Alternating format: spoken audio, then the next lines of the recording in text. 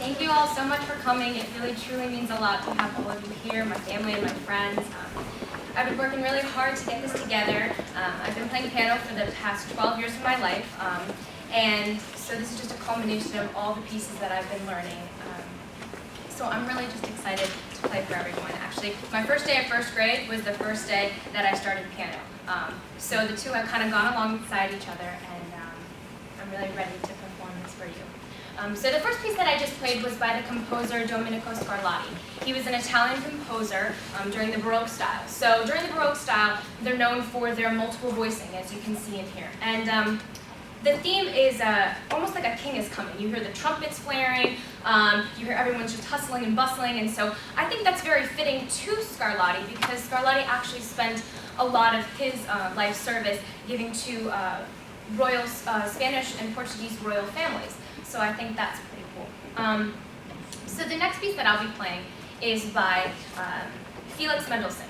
Felix Mendelssohn was a German composer, and he was during the early Romantic period. Fun fact about Mendelssohn is that he was actually a child prodigy. His family, he came from a lot of wealth, and his family knew that he had a lot of talent. And he actually got to have a private orchestra to test out his music. And most composers during this time period, the first time hearing their performance was live. So that was pretty cool how he got to do that. And one of his most famous works is A Midsummer's Night Dream. And that follows the rondo form. The rondo form is similar to a poem, where it repeats the first section. So just like a poem, A, B, A, so on, it's the same thing with this. And capriccioso means humorous and light. And so you're going to see the contrast in this piece of the beautiful melody, it's almost swelling, and then the capriccioso style. So, I'm gonna play this for you.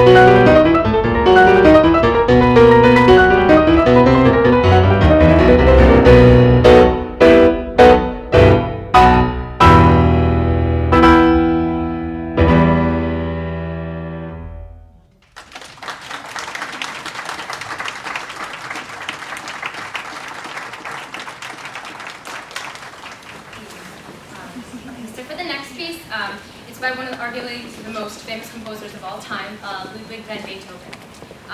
Beethoven was a German composer during the classical period, and Beethoven wrote 32 sonatas, and actually all 32 sonatas are still played today. I'll be playing the 8th sonata, which is known as the Pathétique. Now, the Pathétique, Beethoven did not name this piece himself. His publisher actually named it, but I think it's very fitting for the piece. Pathétique actually means the word pathetic in French, and in music it refers to being very passionate and very emotional, and you can definitely see this in this piece. Beethoven dealt with a lot of anger, and you can see that, and he followed Mozart. Mozart lived before him, and growing up, Beethoven, his father, wanted him to be the next Mozart. He saw this talent, he wanted him to copy that style, wanted to follow him. And Beethoven didn't want to do that. He wanted to be his own composer. He wanted to be Beethoven. And so you'll see a lot of internal struggle throughout this piece. And you can really connect and really feel with Beethoven.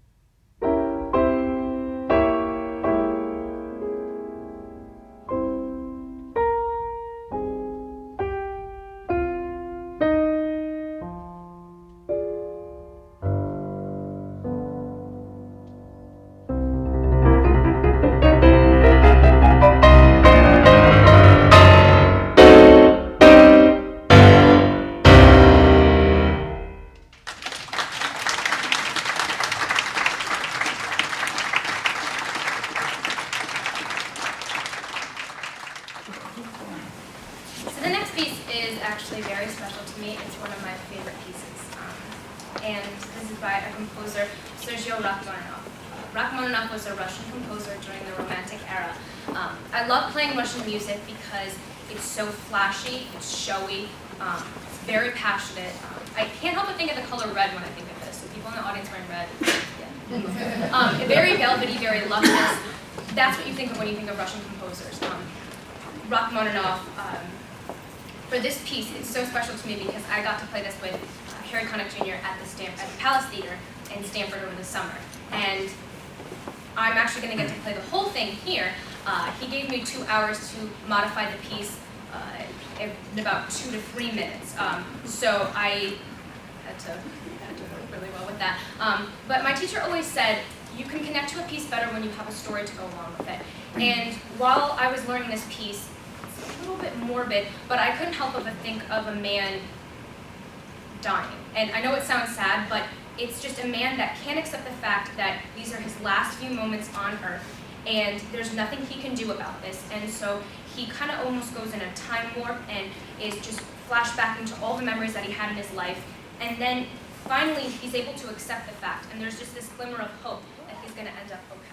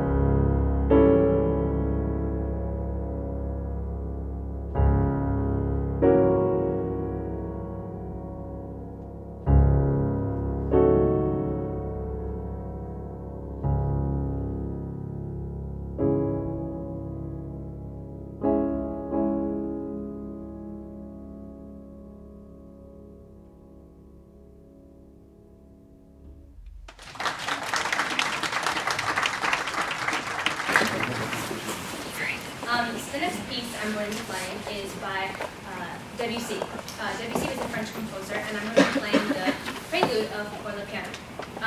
Debussy was an impressionistic composer, and somewhat like art, impressionistic refers to someone that's very expressive and very interpretive. And so I really like playing his music because he doesn't stay in the traditional key, and you'll see that throughout his piece. And it's really fun to play because it has the glissandos, and so I'm just going to play this.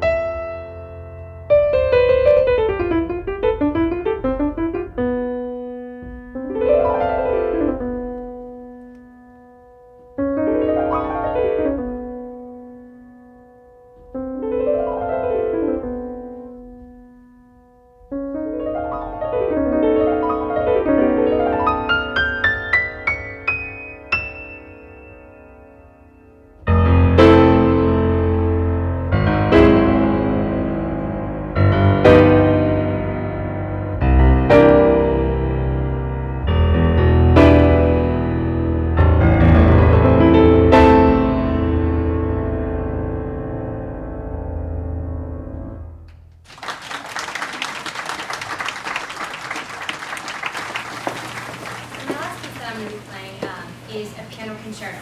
So what a concerto means is it is designed for a soloist accompanied by an orchestra.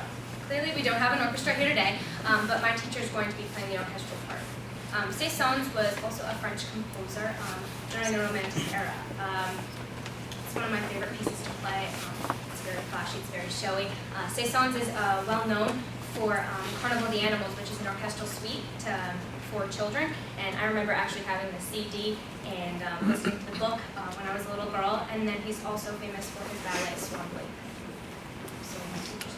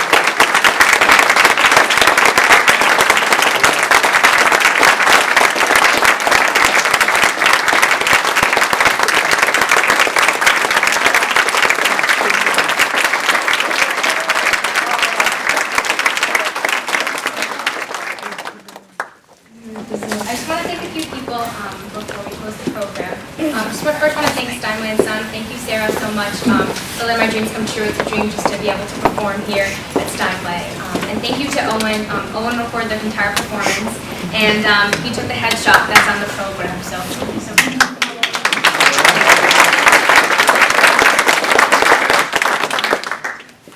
And I'd like to thank all my family and friends. Thank you so much for all coming.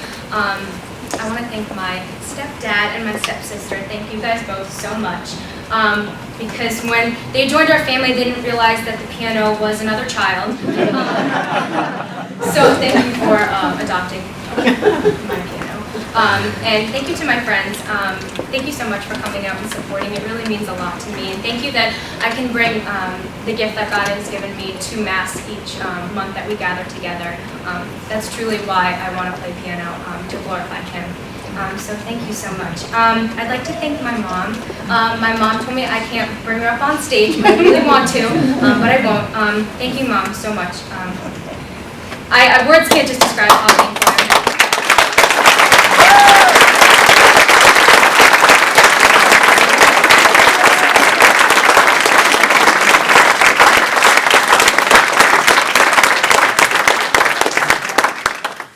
When I was 6 years old, because my mom said, hey, why don't you try piano? And I was like, oh, okay, I'll try piano. And then there would be days where I didn't want to practice, but you only could practice on the days that you ate, the days that you ate. So if I didn't eat food that day, I didn't have to practice.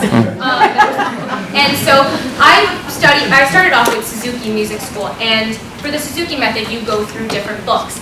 And I tell my mom, okay, I'm going to stop after book 3. Okay, I'm going to stop after book 4. And she was like, okay, all right. But she just kept me going. She really pushed me. The days I really didn't want to do it, it was because of you, Mom, that I am here today.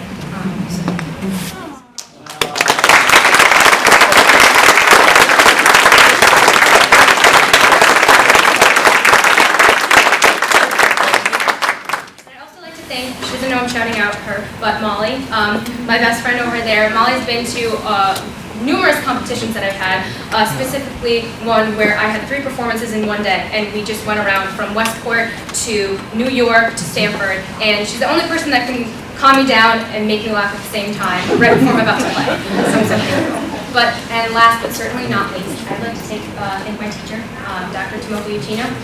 I've been studying with Tomoko since I was in 6th grade, and aside from all the pieces that I've been playing, she's the reason why I can stand up here very calm and not very nervous, because when I first started studying with Tomoko, she told me, you can't perform with music. That's not allowed. So I had to learn how to perform without any music, and just really, people think that it's more nerve-wracking playing without music, but really you can connect to the piece more. And I think that you can connect with the audience more. When you have that music, there's just a divide between you and the audience. But when you take away that music and you make it your own, that's what makes it really special. So Tomoko, my friends know I'm not allowed to sleep out on Saturday nights because Sunday mornings are piano days, and I go up to New York each week. And I'm really going to miss those when I graduate. Thank you for them. And I would leave the lesson very distraught on numerous occasions, but Tomoko is the reason why I can take what I've learned from piano and put it into everyday life. She pushes me. She's not easy on me at all. But I'm very thankful. But she's my #1 cheerleader, and she's really the person that believes in me. So thank you, Tomoko.